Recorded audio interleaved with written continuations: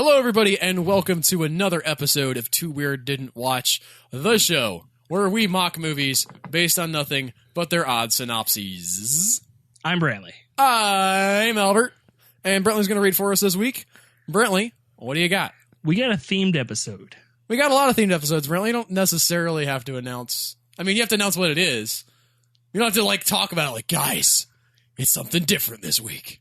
We're doing a themed episode. Well, I mean, we've normally, when we do themes, we do holidays, and we've done werewolves and vampires. Today, we're doing clowns. Okay, clowns. Cool. Because people have coulrophobia, and that's hilarious to Somebody me. was, Joe and Tony were asking me the other day, because I know a lot about kid stuff, and some of my humor tends towards the juvenile, let's say.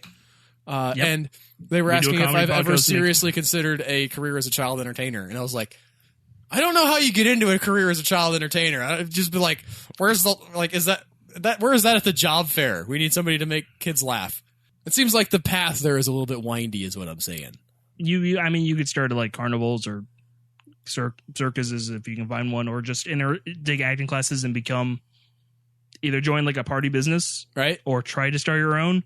Except you're not going to get any phone calls if you do that. That's what I'm saying. It's tough. It's a tough life out there for a child entertainer.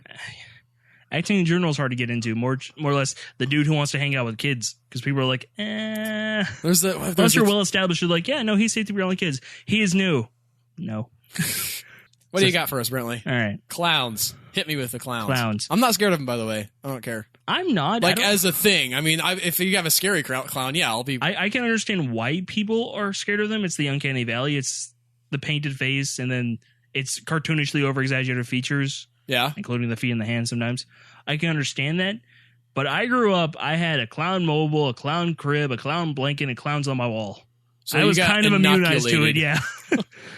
I kind of, we would watch, I'd have my friends over, we watch a clown movie come on, I'm like, oh, clown's change it. It's a clown, dude. We're watching We're Back, a Dinosaur Story. There's a cartoon clown. Chill. This reminds me of the story I heard recently about there's a tribe in South America that eats their dead. Mm-hmm. And they're horrified that we bury ours. We're like, you guys just bury them under the ground? How do you deal with the fact that the people you love are just rotting under 6 feet of earth? That's disgusting. Eat them like us. I read one that they didn't eat them, but they would kind of cremate them. Okay. Where they would be mummified, and they'd be small enough to where they could be packed inside these large nuts, and they'd have 15 or 20 in the same grave. Seems like you have to take the bones out for that. Probably. I don't know. Okay. Anyways. Also, Tibetan sky burial. Lots of great stuff that we won't be able to do because we're Westerners, and we would be looked down on if we did a weird funeral. I want to get cremated and made into an artificial reef. I don't know how those two things connect to each other. I'm not having a funeral. I'm just going to get burned. I'm just saying, where's the artificial reef?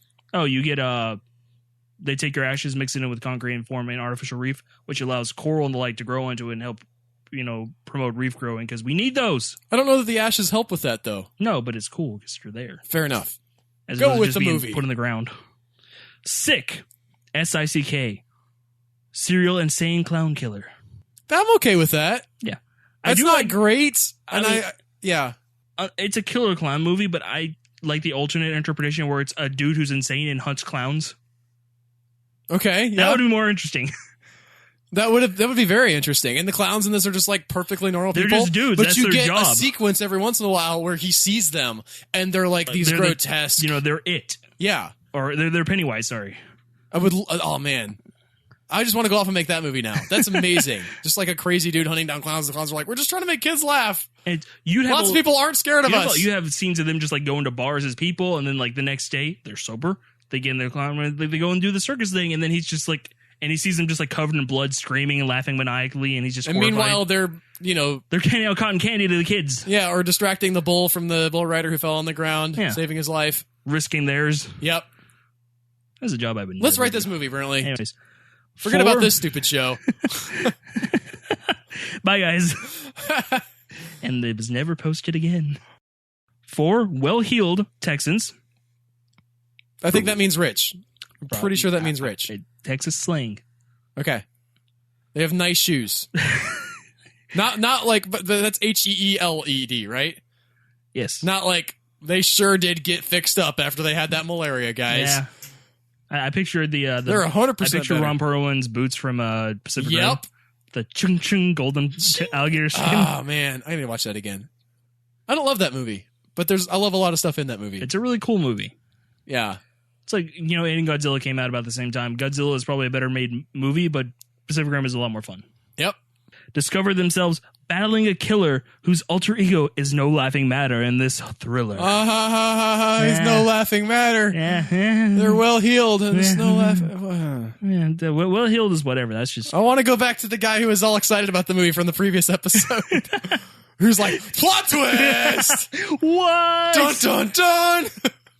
You guys should go watch our last episode.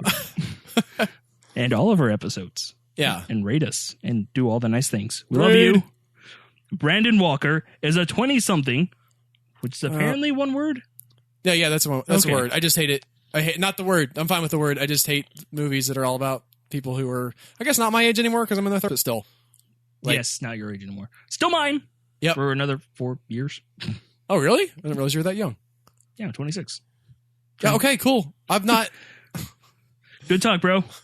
20-something businessman who wants to get away from it all for a few days and invites his girlfriend Tracy and a couple they know, Mark and Susan, to join him. Should be them for a long. Or he's just going, and he's like, "You can sleep in the car for a long weekend at his family's cabin in the woods." Because of course it is. Well, cheap. Actually, I say that there's not that many Cabin in the Woods movies anymore. Except for, The Cabin in the Woods. Well, there's Cabin in the Woods. There's Evil Dead. There's The Evil Dead. But those were like 3 decades ago. No, but I'm saying, I agree with you. I can't think, Tucker and Dale versus Evil. There's a Cabin in the Woods. Cabin Fever. Which is getting rebooted now, so that's not recent. Yeah. I mean, granted, it's getting rebooted way too soon. Cabin Fever, and then it's 1 or 2 sequels. But yeah, there's the reboot coming. There's some, but not like big mainstream horror hits, I think. It used to be like the stereotype, like it'd be the Cabin in the Woods. Yeah. And there's probably a whole lot of older movies that do that. Kind of. Not really in the woods, but, the first Night of the Living Dead. It's an old house. That's true, yeah. Anyways. Anyway, you want like one location that is remote, and so you don't have to deal with extras, and people can be in peril and not be able to call people. Or you're like Sam Raimi and you couldn't afford the location, so you found a busted up cabin. Well, no, that's what I'm saying. Yeah. Like it's also cheap. And you get your 4 friends to come make a movie with you. I love The Evil Dead. So great and terrible. En route, Brandon picks up a hitchhiker, Denise, because she's a lady. Yep. And he's got a lady too, but she's... Where is she hitchhiking to? That he's like, I'm on my way to my cabin, the cabin in the woods. Texas. Well, but I'm presuming... Well, maybe they don't get to the cabin. Maybe they don't. I was assuming they were going to be there. But if she goes along with them to the cabin, then, again, what was her end game as a hitchhiker? Yeah, that's really suspect if you're on, the lonely road. Unless she was, camping out in the woods and they just wandered to the road because she got lost. Yeah, right. And she's like, I'm trying to get back to town. It's like, you can stay with the cabin on this for a few days. Yeah, we're not going back to town. But it could be a really long drive. It could be, miles if he's out in the woods in Texas. Right. So there's, that's, half a day back, and I'm... not really in the mood to drive all that. I'll take you back when we come back at the end of the weekend. She's like, okay, that's cool. It's a weekend. I don't have work. I was out camping. Fair enough. That night, the 5 relax around a campfire, enjoying a few drinks and some marijuana as they swap scary stories. I thought you were going to say marriage something, and I was like, what? Where is he going with that word? Yeah. Marijuana. It's a fun word. It's a fun word to mispronounce. Denise tops them all off with the legend of a murderous and psychotic clown who is said to haunt the nearby hill country. I will say, clowns in the forest are scary. I mean, anything outside of its element. That people are afraid of, and it's deliberately invoking that. I could say, what other things could you put, just completely outside of their element? What if you're just out in the middle of nowhere and you see... I'm trying to think of something. You could put Jason in New York and actually have a movie where Jason's in New York for most of it. No. I'm talking about Jason in space. Or the unused script, Jason in Antarctica. I can see how that would play out. He's all frozen and stuff, and then they ship him out of the ice. I don't remember how they sent him to Antarctica. They probably froze him and just shipped him there, which they did do the cryo. That's probably the Blob. He meets up with the Blob in Antarctica? You mean the Thing? No, the original Blob from 1950? I haven't seen the original. I've seen the 70s one, and I don't remember a lot because it got really dumb, and I use it as background noise. I don't like the 70s one. It got like the 70s was a little bit over the top for me, but the 50s one is pretty cool. And what they figure out is the blob is sensitive to cold. Like they hide in a freezer at one point, comes in there, like starts to ooze under the door and then leaves. And then later on they sort of put it together and like, oh, it doesn't like cold. And so they squirt it with all of they gather up all of the fire extinguishers in the town and just spray and spray and spray until it's basically frozen. And then a giant like DC-20 comes and picks up the blob and flies it to Antarctica and just drops it. It's like, I love that response to monsters. Just like, get rid of it. That's why I love the first Scary movie. It's a really bad movie, but at the end, their solution is trap them in a space pod and launch them up. They send them to Mars. And then up there. And the next movie, halfway to Mars, a spaceship crashes into them and the pod just goes back. Great planning, guys. Also, I'm pretty sure that's not how space works. Well, you have been playing Kerbal Space Program. I have been playing a lot of Kerbal Space Programming, yes. The four friends begin to suspect, however, that Denise's story is no myth. Monsters' talismans begin to appear. I wonder if it's any, like, stick figures made out of sticks hanging from the trees. What year is this from? Paint. I don't know. Oh, okay. I was going to say, would it precede that? Is it, like, maybe it's I think, like, giant shoes left around? I think it's... Like, there's this old makeup canister. I think it's an early 2000s movie. So, okay. You know, Blair Witch was definitely out by then. I'm gonna look it up. Fairly close to the point where you can be like, hey, Blair Witch, remember that? I mean, Scooby-Doo did that. The Blair Witch thing? The Scooby-Doo Project. Which was a series of, or it was essentially a short film. Wow, there's not a lot of stuff on this movie. Yeah, it was fun to find a description. I can't even Google it. Do I need to put periods between the S, the I, and the K? Just type in sick and then or just type in serial insane cloud killer. Nope, still didn't work. Okay, yeah. I found a movie that doesn't exist, guys. He's making them up.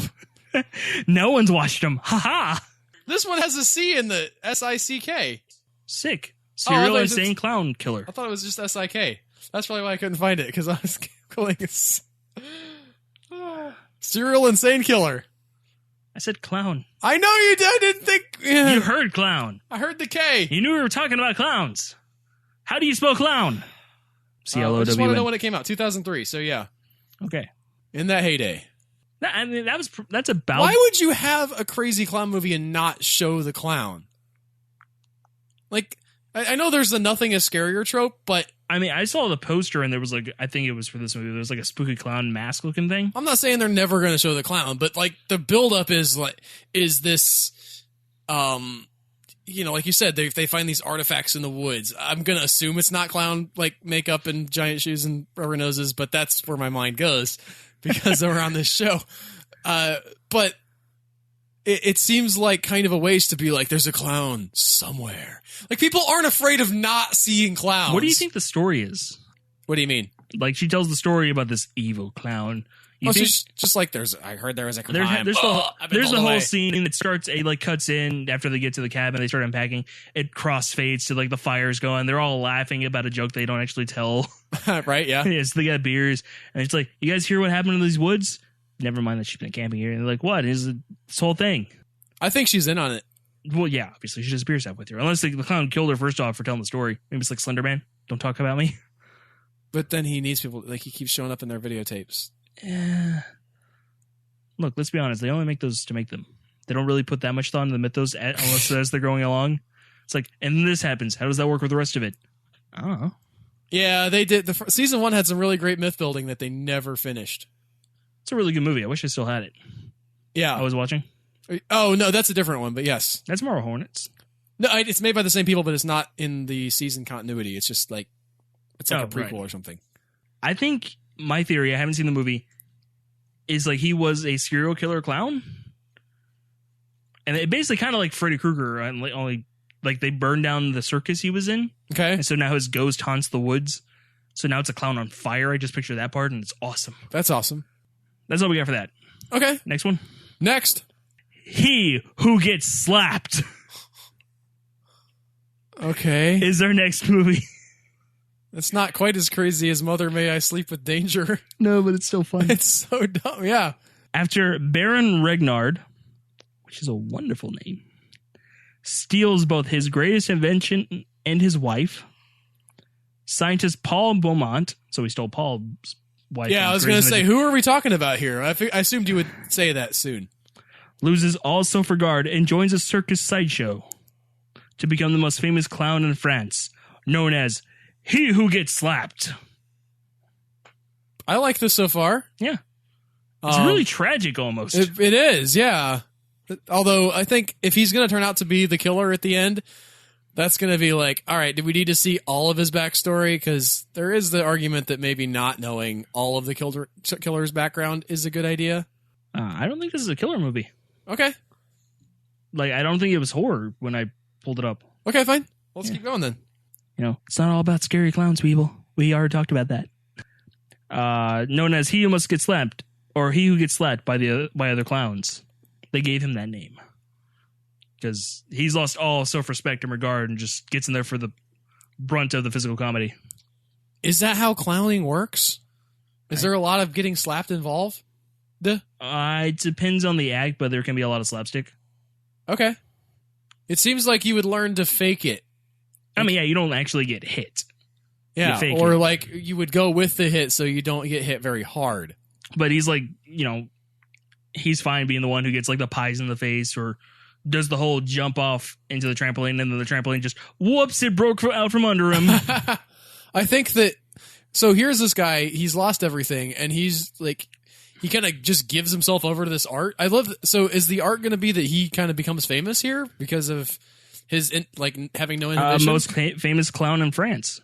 Okay, cool. Yeah. When Paul falls in love with the bareback rider Consuelo. Bareback. She and her partner, Brazo, who is... Oh, by the way, I forgot to mention. Paul Beaumont, the clown. Yeah. Lon Chaney Sr. So you know there's good makeup. Okay, yeah. I was going to say this is based on a true story, but now that I've heard Lon Chaney Sr., I don't care.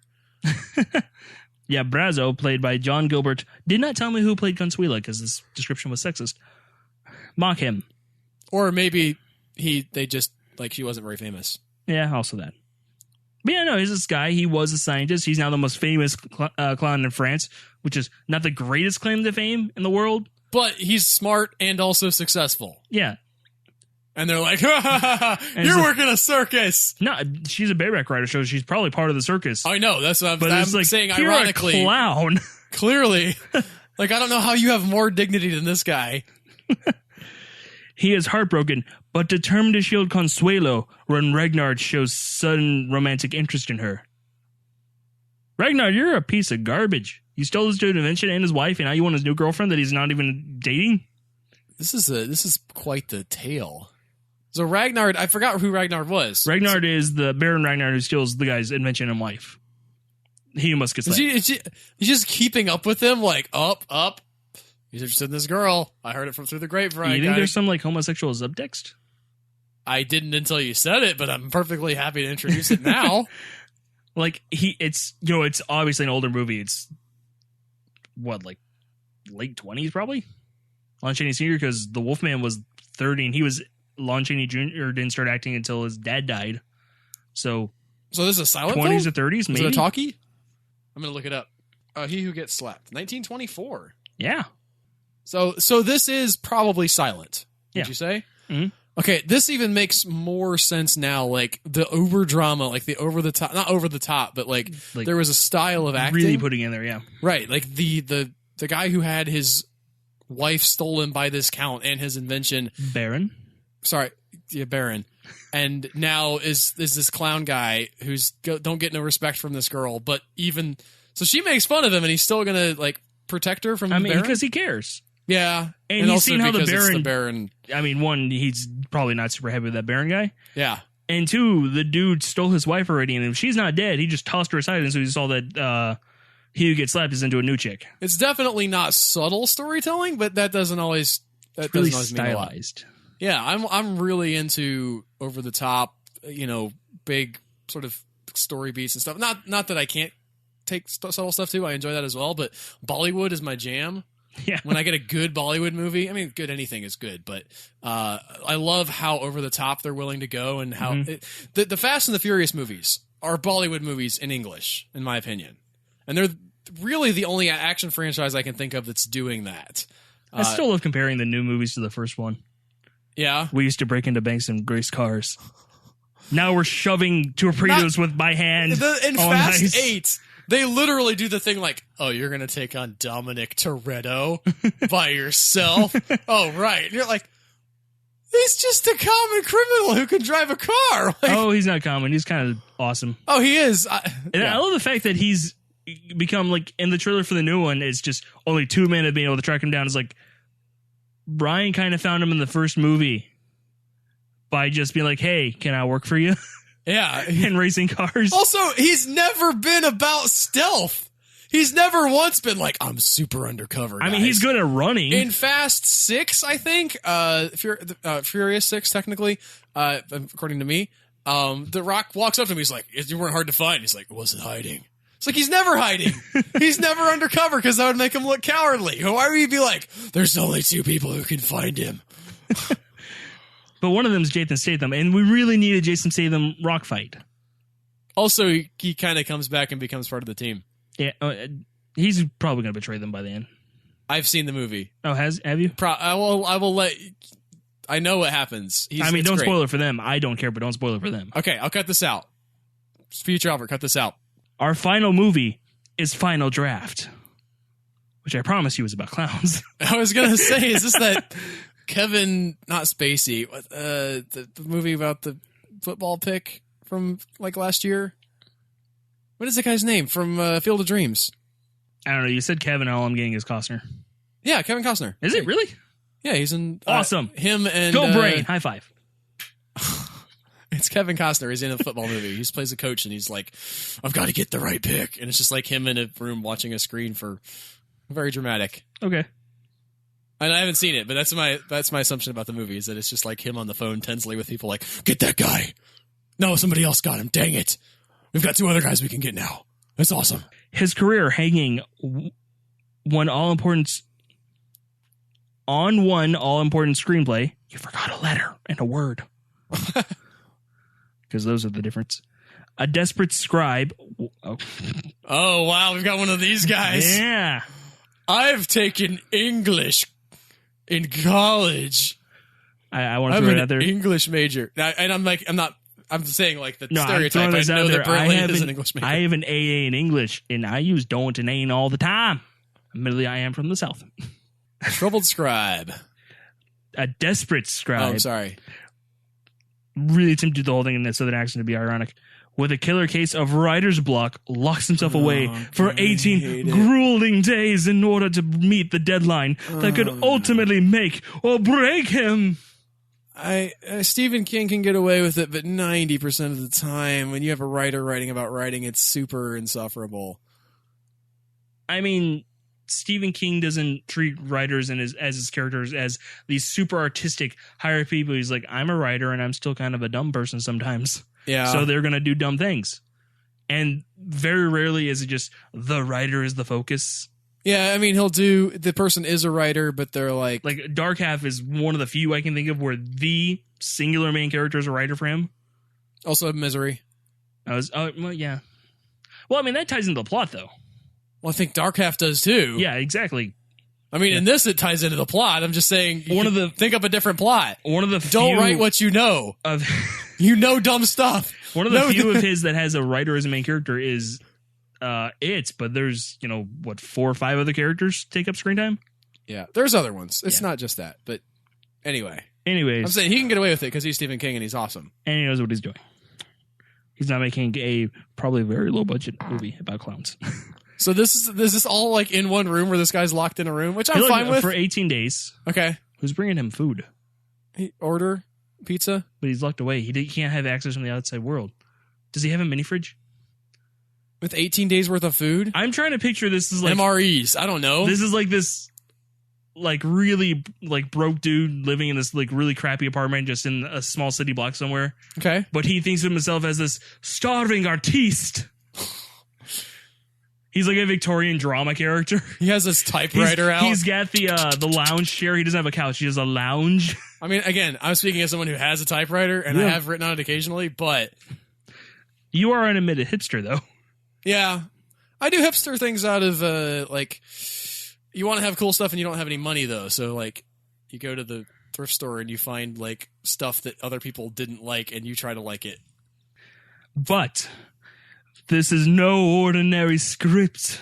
Oh, no! Because it prominently features a haunting collection of characters from the writer's past. No! Which is in no way going to offend any of the people he knows.